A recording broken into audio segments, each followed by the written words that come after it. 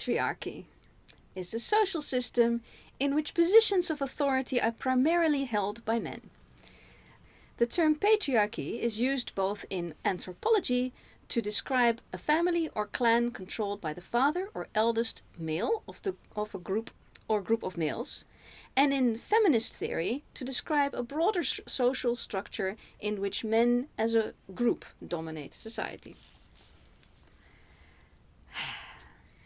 An Autumn Afternoon by Yasujiro Ozu is definitely a film about the patriarchy first, foremost, and pretty much the entire thing.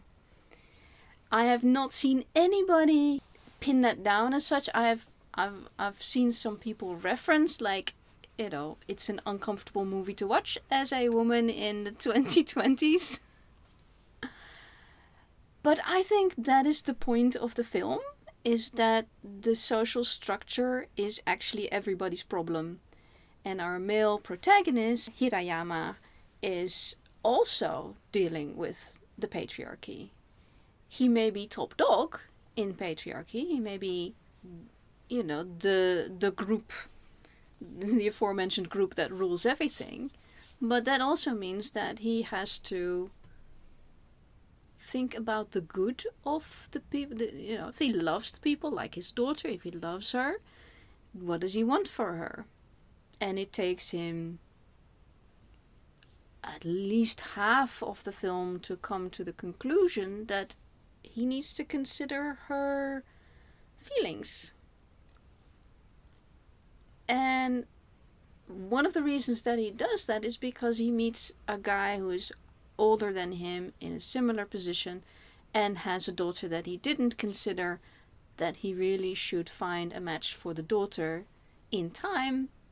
And now the daughter is a spinster, and all she has ever done in her life is take care of her widowed father. So he has to literally see that around him. And I think to expect of the ruling class, you know, the patriarch has said, these are the ruling people. Okay, but now the ruling class has to actually take up that mantle and go, oh shit, I have to rule stuff. How do I do that? Am I an oligarch? Am I just going to go for dictatorship? There's a little bit of dictatorship in this film. It's like he comes home, he orders her around. She's like, I don't think so. Which I liked. But it's 1962, so I think that's one of the points of the film, is that women are starting to talk back. But only in, like, get your own stuff from upstairs. She says that to the brother. She does not say that to her father. She says, if you guys want to stay out late, you let me know. Otherwise, there's no dinner for you if you don't stay out late. Okay, so she is putting some limits out. She's saying, I am doing these things. Think about my schedule. Think about what that means for me. I am not just a maid. There was even one review that referred to the maid in this story. There's no maid in any of this. All the women that you see that are actually serving people in people's houses are not maids. They are sisters. They are wives and daughters, but very often wives. And so what it says to me is that society has put women in a position where they have to, where they are taking care of the home front, whether or not they go out to work, because his daughter, Michiko, does actually work because she's single, so she gets to go to work. And she works in just the same office that he is in. It's a different company, but in similar situations, he has an assistant that is that age, and he's like, oh, why aren't you married yet? The even more stupid question was, are you married? Which is, of course, he doesn't ask, are you married? Because he knows this young woman working in his office is not married. Otherwise, she wouldn't be working in his office. And the immediate discussion after that is, there's this other woman in the office. She's 24, same age as me, and she's getting married, so she needs to talk to you so she can leave. So everything around him tells him 24-year-old women need to get married because otherwise life passes them by. And he's like, well, but not my daughter at 24. My daughter is more Too young. She's still a child. 24! Not even in Japan in 1962 are you a child at 24. Come on.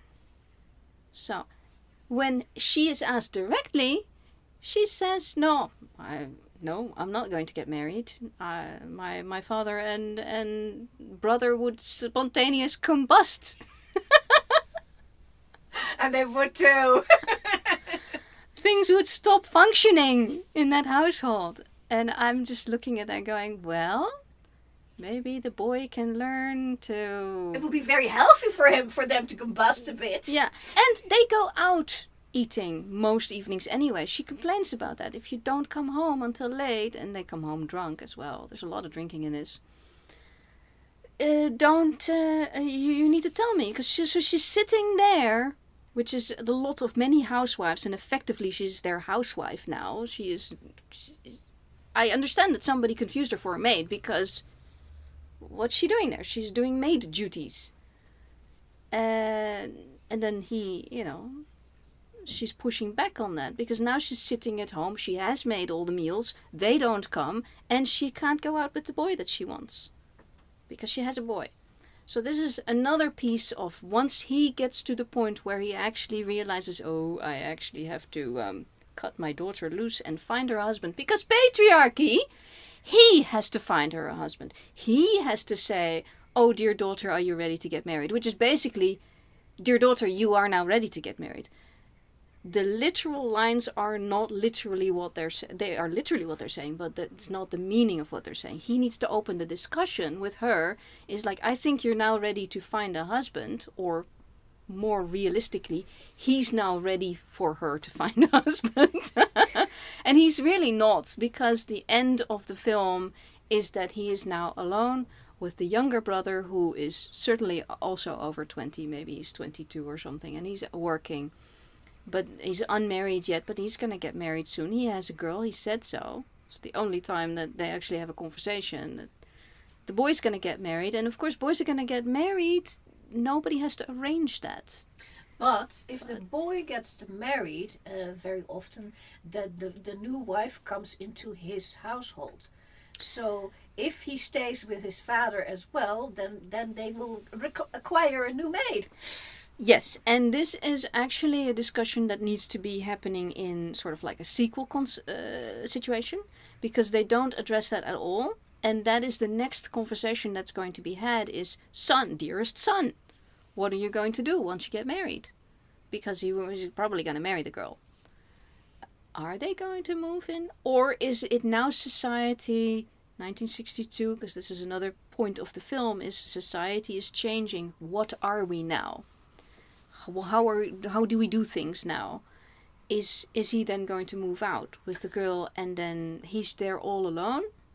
Is the question, of course, and we live in the Netherlands, and we know there is a housing shortage, and we know there is a housing shortage in Japan. I don't know about 1962, but it's very likely that this new kid may have to keep living with his father, because there's not enough housing to go around. I don't know, but that we don't know. And it's actually, as long as the new girl signs up for it, it's okay for him, for dear old dad to stay, if she signs up for it. Yeah, and that question the movie doesn't answer. So I found from the Japanese movies that I've seen is that there's quite a lot of but you missed the opportunity X. Now, this one has missed opportunity X as well, or W, whatever you want. This older guy that he meets is his former teacher, and they call him The Gourd. That was his nickname by the boys. Gourd Sensei. Yeah, exactly, Gourd Sensei.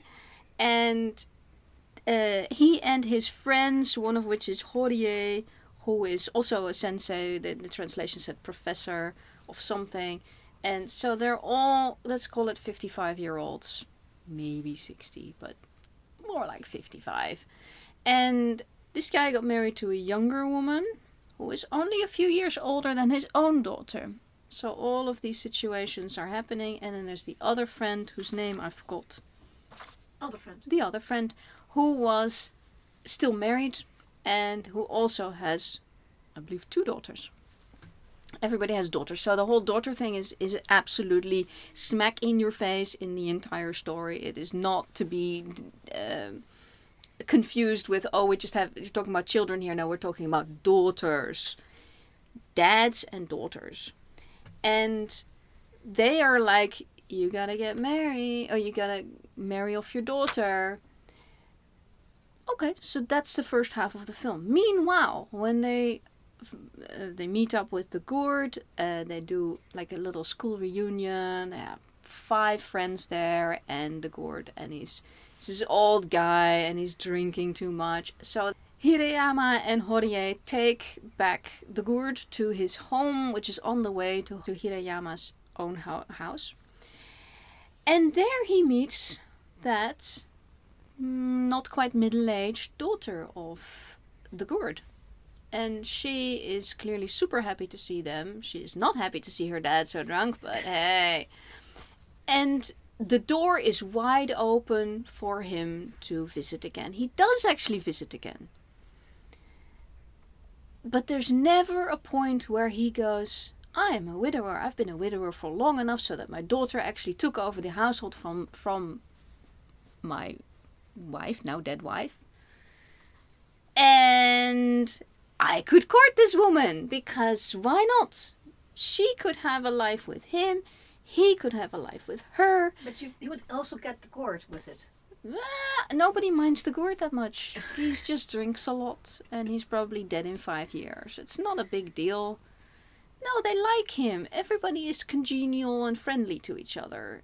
Even one of their friends who is kind of like, hey, dude, you should really marry that daughter off of yours. It's not like, does your daughter have a boyfriend yet? Or is she a lesbo or whatever? No, none of that. It's like, you should marry your daughter off. Being Patriarchy.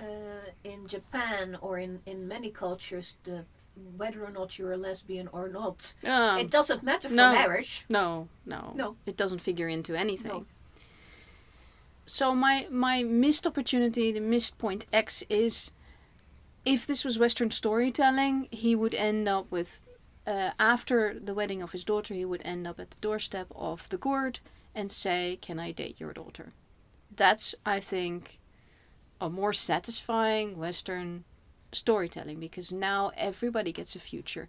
This is just, it's painting a picture, which is Japanese movies very often. It's painting the picture and it shows the picture. At least this picture says he learned from the beginning and the middle and the end. He learned to actually care enough for his daughter because he saw this woman, he saw she was unhappy, and he's thinking about it from the perspective of the woman now. Is like, what if she never gets a chance to lead her own life? And the patriarchy decides what that is. The patriarchy does not decide, oh, you're going to get a nice career, let me know when you find a nice guy. No, it's, okay, she should probably get married and not be my maid for the rest of her life. So I guess we're marrying her off now. And so he and the brother, that's what they do. They find this other guy who liked her, and we find out she liked him. But the guy says, you missed the boat. She's 24. Apparently this should have been done at 21. If the wife had still been alive, she would have done it. That's why this goes wrong. That's why there's now, the system broke the moment that his wife died. She died too young. The children were still maybe late teens growing up. They never say exactly how long, but long enough. And now we have a situation that is kind of festering. And this guy says, I'm engaged to this other woman now because you said she wasn't on the market. You wasted the time. Yeah. And you can be literally, if you're using... You can be too late. You can be too late. This is the problem with this kind of system. If you're starting to organize life this way, now he's already made the mistake. She's never going to be with the guy she loves. And when he does send her off in marriage, because there's this other candidate that comes through, we never see the other candidate. Because it's not even the point. The point is not even to show the wedding. We see her in her wedding outfit. Beautiful, of course. And then she cries. And he's not even like, girl, are you actually ready to do it? Did you actually want to marry this guy? And we don't know who she's marrying, but it's very likely the other guy. Just as much as being lesbian or not, it doesn't matter. It doesn't matter. This is the only other choice she has. She can be a secretary for X amount of years while she's also the maid for her father and brother. And then at some point, some other timer will go off, and then they're going to let her go from the company because, now you're 29 or something. Why aren't you married yet? Go home. We don't have any 30-year-old women here. I don't know. I'm making it up, but it seems reasonable. And then she's at home like the other woman, the daughter of the Gourd. And that was not fun. And I think the mistake in the story is not combining that and saying we are now in 62, we can actually get married. He is legitimately a widower. It's not like he divorced, which was also not okay in those days. And she is legitimately single. She's never had relationship. So there is really no societal reason why they should, or at least one that I can think of, other than, she's old. He's probably 10 years younger than he is, but she's old. I'm not marrying her. What? The question really is she still going to have another child? Is she young enough for that? No, she would be over 40. In that case, then she... Because her father is 70, so then they can do whatever 45. they want. Yeah, why not? And at least she would have an interesting household he has 3 kids. They're all going to have babies. This is going to be a lovely life for her rather than now she has nothing. We don't know, by the way, if the guy doesn't have any, if she doesn't have any brothers. That they don't go into that. There's going to be some family, but or maybe even other sisters. The brothers obviously moved out and with their new families. Yes. So his eldest son, Hirayama's eldest son, has a wife. And literally, I mistook that because they don't say, they just see this young man coming home in an apartment and she shouts at him. And then later she's like, okay, then this is a woman down the hall who just had a baby and they named him Koichi, which is your name. And it's just really stupid to saddle somebody with your name. He could turn out like you, and this is his wife. I thought it was a sister because I didn't even know this at this point that this was the eldest son of Hirayama. Get divorced now. Like what? So they're not showing married life as a wonderful thing. Is this the only couple we're seeing that is actually actively a couple? Yeah, we also see, of course, Horie and his young wife. And how did he get her? I don't know, because she's like 29 and he is the same 55, 60 that our Hirayama main guy is. The same. Maybe he talked to one of his drinking buddies in a good way, and they gave her a son. She must have been. No, there's no children yet. And no, she's the daughter of one of the drinking buddies. Yeah, I mean, but she has to... Well, does she have to be agreeable? Kind of. They do make a point of that she doesn't have to marry people she doesn't want to. But she says yes to whatever they just throw at her. Because she can't get the guy that she... Michiko, his daughter, can't get the guy anymore that she wanted. Yeah. Even though the offer is on the table while he's engaged. But he would have to break off the engagement. And that would probably put the other woman in an extremely bad light. So once you're engaged, you're probably like, that's it. The train is rolling and you're not getting off. Yeah. And feeling so heartbroken over that, she'll probably say yes to any. They came up with a doctor. What's not to like? But you don't know anything about him. We never get to see him.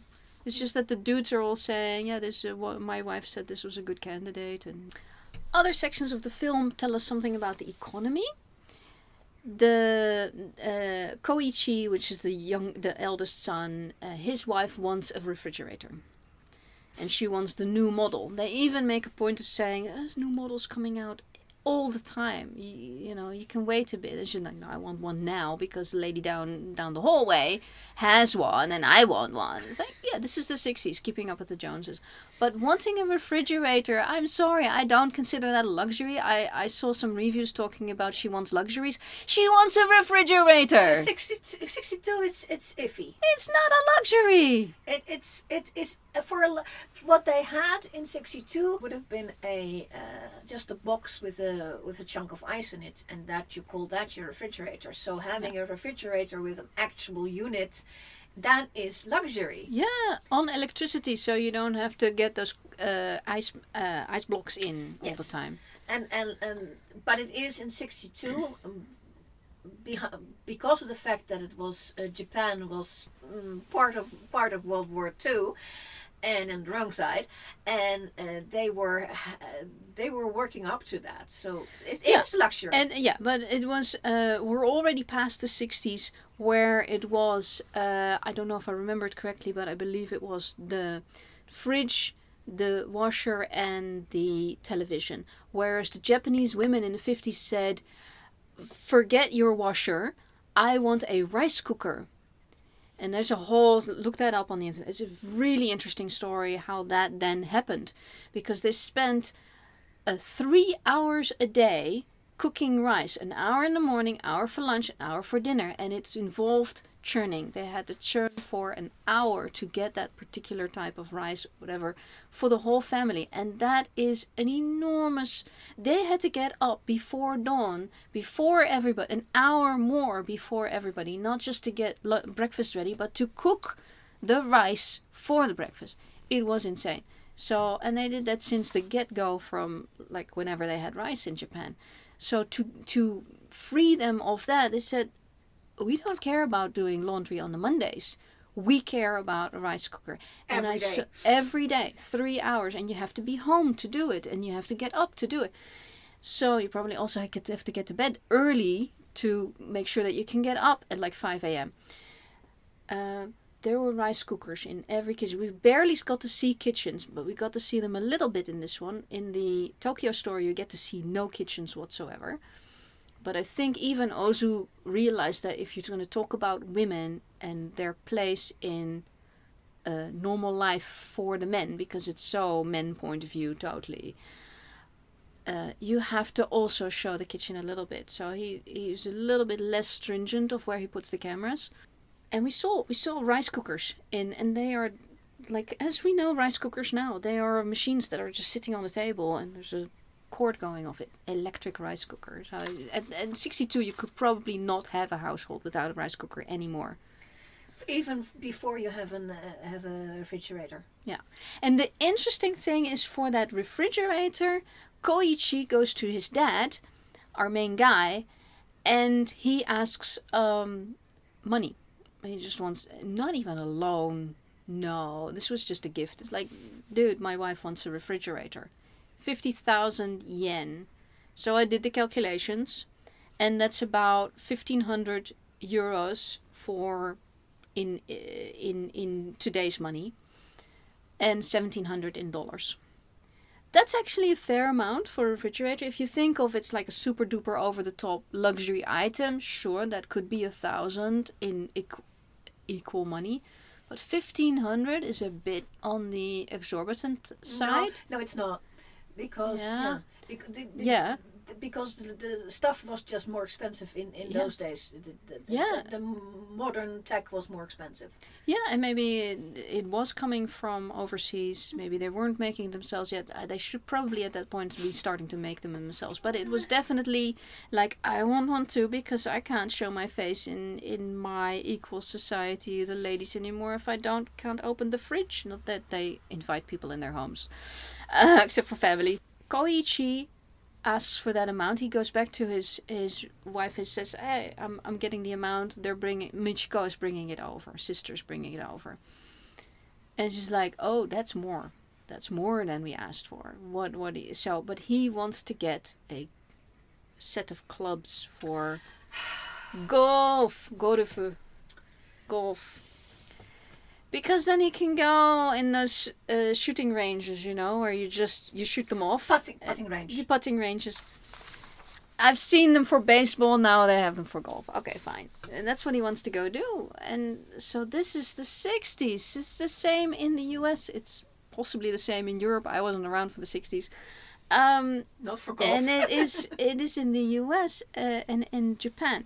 So there's this other thread in the film that says things about we didn't win the war. Hirayama meets his petty officer from his naval ship in the war. So if he's like 55, 60 now, then he would have been 30 something. So he would have been pretty high up. And his petty officer was probably like 20 at the time. And the petty officer's like, oh yes, let's go out drinking. There's an amount of drinking in this thing, unbelievable. But you have to realize that when the Japanese have alcohol available, like there's alcohol on the table, people are drinking alcohol, that's when you can talk freely. That's when you don't have to adhere by too much of the stringent society rules. So there's a point for all the drinking, but the amount of drinking is staggering. Because some of these people are just filling, and it's all sake, filling it, drinking it, like as fast, almost as fast as I'm mimicking. It's just whoa. But I think it's a visual cue to keep in mind these people are talking freely now. Normally they wouldn't be saying this. Okay, fine. So he's talking with his petty officer. And the petty officer said, well, wouldn't it be better if Japan had won the war? Because then we would be in New York now and all the Americans would be singing Japanese songs. And wearing their hair in Japanese style. And Hirayama, our main guy, he smiles and he's like, I think it's better this way. Which I think is a really interesting note to put in there, is that even the Japanese are like, this is actually, this is much more chill. Because he mentions that the militaristic society that they grew up in, pre-war and war, was hard on people. So he also doesn't want that back. He doesn't want that for his sons. He doesn't want that for anybody. But this guy is still Glory! Yeah, living in that. Wouldn't it have been nice if we'd won the war? So I think that's all part of that framework of making a picture, of painting a picture and saying, here, think about this. Because it's not an action movie, it's a little bit of a drama, but it's more of a slice of life kind of thing. These are the things that the current day men who just happen to have lost their women slightly prematurely are faced with, and they have not been trained to make this decision. No, he was a Navy guy, and now he's an office worker. He just hands out orders. That's all he's ever done. So he comes home, he hands out orders, and then he's like, oh wait, my daughter has feelings. So he fails a lot in that, and his entire surroundings, all the guys tell him, the first thing that happens in the film is his buddy comes to tell him, like, okay, your daughter's 24, right? All right, okay. Of course he knows that. They're all asking things that they know. Right, so she's 24. She should get married. I've got a candidate. No. And there's a whole lot of no. The guys say no to each other a lot. And I think no kind of means in this case is like, oh, you've confronted me with a new concept. I have to think about it. Because the moment the concept is on the table, it's never going off the table. They do not stop until this girl is married. And they have to do that because this is the buddy that actually has a living wife, or a wife of his own age. And he's like, my wife tells me that your daughter has to get married. So it's still coming from the women. It's like, listen, your buddy, that girl is still in that house. She's still taking care of her younger brother and her dad. This cannot go on.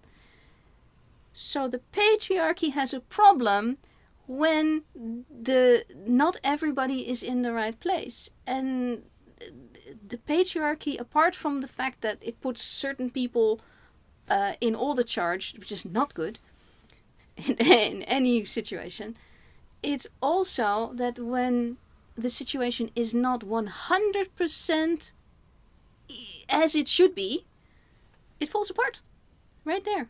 It fell apart for the daughter of the Gourd. Her situation could not be remedied. It's actually fallen apart for Hirayama himself, because apparently he can't think his way into, let me ask that woman out, because he clearly liked her. Nobody is served by the patriarchy. And that's even apart from the concept of arranged marriages. I mean, I can't even go, That's the patriarchal thing. yeah. Do you think that this movie is a remake of Hobson's Choice? Because it starts with Hobson or Hirayama, who has one or more daughters, and it's the friends around him make clear that there should be weddings happening, which is what happens in Hobson's Choice. The drinking friends, also drinking, tell him yes, Drinking, yeah. and then more shenanigans ensue. But I think that the basic story is the same thing. Yeah, I totally agree. There's no business that they can then negotiate over and take over. That would have been really interesting if they brought that in. But effectively, all the elements are there except for taking the business over. And the woman in Hobson's Choice, she makes her own choice. But in Hobson's Choice, she does take him. There is a future for Dad. Yeah. And here, not so much. And the base problem of, if I let my daughters go, nobody will take care of me, which is one of the reasons why I say patriarchy is bad for men as well. Because the men can now not let their daughters go and build up a life, because they have the immediate need of, I can't cook, I can't Clean. Clean. But in this story it falls apart a bit, because they are clearly affluent enough. They're bringing in a good income. And they can get a maid. And they can get it, exactly. Because that's probably why some of these reviews were confused that there's a maid involved. Is no, but he can afford a maid. He can. Because he will no longer have to take care of his... Well, she was bringing in her own income. His son is working, that's living in the house. There's no reason they can't have a cleaning lady come in, and they eat outside of the home most of the time. And if you have a rice cooker, switch it on, switch it off, and you at least have your rice for breakfast. Lunch, I would assume that's taken care of by the office. When I was in Japan, it's very much eating out culture. Also after office hours. People go out. Much more than in the Netherlands. I don't know about the US. I don't know how working people in the US do things. I've only been a tourist there. But this is the thing, is that he actually has to realize after the film ends, because it ends with having sent her off to the wedding, and he knew. It's not a sad ending in the sense that he now just realizes he's going to be alone. No, this was the reason he didn't send her off in the first place. That was always the problem. That's because he was going to be alone in his house. And alone, in this case, is with his son. Which is very sad, because the son, I think he kicks ass a bit. I think he can make his own lunch and all of that. So it's not like they're going to be totally not fed and ragged clothing. They can go have their clothing mended at a nice clothing store. It's the thought patterns are too old for 1962. Yeah, it's a question of the world is running faster than the people can keep up, which is definitely something that Japan has struggled with. Yeah. And that is the theme of the film, globally meta speaking, is the world has changed. I was never raised to do this. I was not trained to do this. What do I do now? And we are all going to be in that situation. Is every 10, 15 years or so, the world changes around us. The things that were required of us have changed, more, less, different. The things that will help us have changed. Usually there's more available to help us. who thought about a society where you can just type your entire grocery list up on the internet and somebody brings it in a van, handpicked for you? 15 years ago, we weren't thinking of that. In the Netherlands, we weren't. So, yeah, I'm sure other places they were. And if you go back far enough, this is how things were done. The greengrocers came to your door in your street. The milkman came to bring you your milk, and you had a specific order with it. Like, I'm sure there was something for meat as well. So it's like everything goes in cycles. And yeah, just check it out every 15 years or so. Where are we now? What has changed? And do you happen to have a daughter that actually needs to get on with her life? Because I think the marrying off is his idea of getting on with your life. Or society's idea of getting on with her life. Nowadays we would say, do you want to go studying? Do you want to, can we get you to the university? What do you want to do afterwards?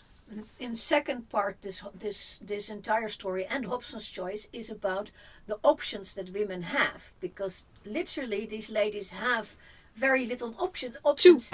I take care of my father and brother, or I have my own family, in which case I'm going to have children right away, and I'll take care of my husband that was mentioned in several reviews as well. It's like they've just sent her off to do the same thing for this other guy, but at least this guy is hers.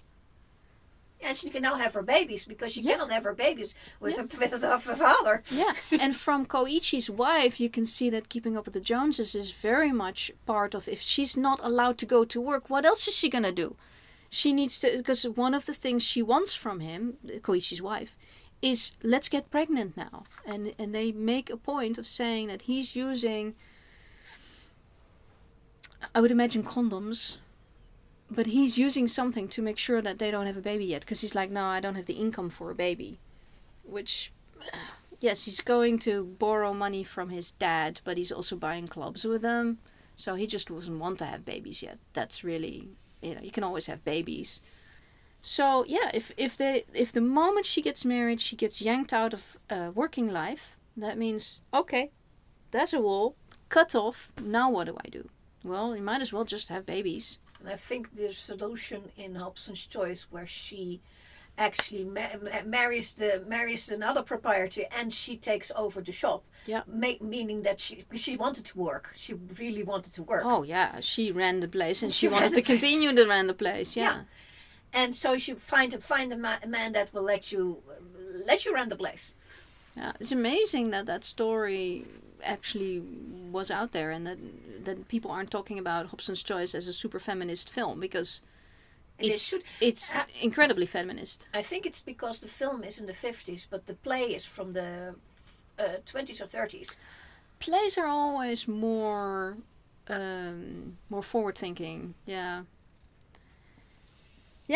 I imagine Ozu had seen Hobson's Choice. He's seen everything. And this may have influenced this film a little bit. The theme of fathers and daughters and wives dying prematurely, that's in a lot of stuff. Ozu lived with his mother for most of his life, so he knew what it meant to take care of an elderly parent. And she must have been quite elderly by the time that he, because he lived a lot shorter than she did. So I think it's a really reasonable concept. I really would have preferred him to have made a film, and maybe he has, because I haven't seen all of them, about a young man taking care of his mother. I think that would be super interesting, because that's not addressed here. It's not addressed in Tokyo Story, and it's not addressed in this film. In Tokyo Story, the mother and grandmother, so the elderly couple, she dies first again. So you got all these widowers in these films, and then this whole concept of then in this film where his buddy Horie, the professor, marries this young woman. Well, we've seen that in American movies from the 50s and 60s as well. It's like all this talk about, oh, you married somebody who's like 19 when you're 60. It's like, where are they getting all these women that want to do that? Cinematography is similar to Tokyo Story. There's a lot of like camera on the tatami mats inside houses. There's a lot of viewing through hallways. There's very little outdoor shots with like showing you, but what outdoor there is, it is always a view out some alleyway and what I would consider really ugly Tokyo. So all the new stuff, the big But he's factory, modern. He's modern. modern, yes. So maybe he was like, look at the modern stuff. Look at how modern we are now. And I'm like, look at the ugly. Because it's 1960s modern ugly stuff. Factories and... you wouldn't want to look out onto factory when you walk out of your home. But yeah, if that's how it is, then... it's... That's the future. Yeah. Yeah? Don't know. It's being modern, being futuristic, and it is good. Yeah. It did bring them a lot, and of course the 50s and 60s brought Europe and the US a lot as well, but there's also a lot of cleanup we're doing from that, so yeah, that's just a period of time that happened. In this film, more than in Tokyo Story, it was really a point of view male gaze, and that was a reason to tell the story. And that's, once you realize that that's what you're watching, it's actually a lot more watchable, because now you're thinking about what's he thinking, what's happening for him. It's not presented to us that much in that way, but when women are talking to the camera, they talk almost directly into the lens, which is, in retrospect, that's probably because that's what he's seeing. He's seeing them, and it to him it's like he's got to get this like tunnel vision. Like, there's a woman standing there. Okay, I have to talk to her and deal with this topic and stuff, even with his daughter. So, patriarchy, male gaze, all of that, and they can't have a life without these women. They don't know how to talk to them. So, I think a lot of Japanese film and television still have that same stuff. So that's probably why Ozu is so known to be like the storyteller in Japan. It's like there's no special effects, but every shot is pretty, and there's real people saying real things, doing real things, which I really, really appreciate. So, yeah, I was not bored for one moment, but I can understand if this film is too slow for a lot of people. But once you realize it's actually telling his headspace, I think it's a lot more interesting. And, yeah, and I have my druthers. In my fanfiction, he did go back and propose to the Gourd's daughter. I think that'd be lovely. So, I think everything can end very, very nicely. Except maybe for Michiko, who might be married now to a guy she doesn't love. But whatever. No. He's a wonderful guy. Yes, well, he's a doctor. Isn't that every parent's dream? The doctor, he's never home, so that's fine. Okay. And many kitties. So, loved it. Absolutely will watch more Ozu films. And I'm interested to see what he does with more of them. He apparently made one a year. So, for many years. So, I have a few to watch still. And that was my opinion, and I'm sticking to it.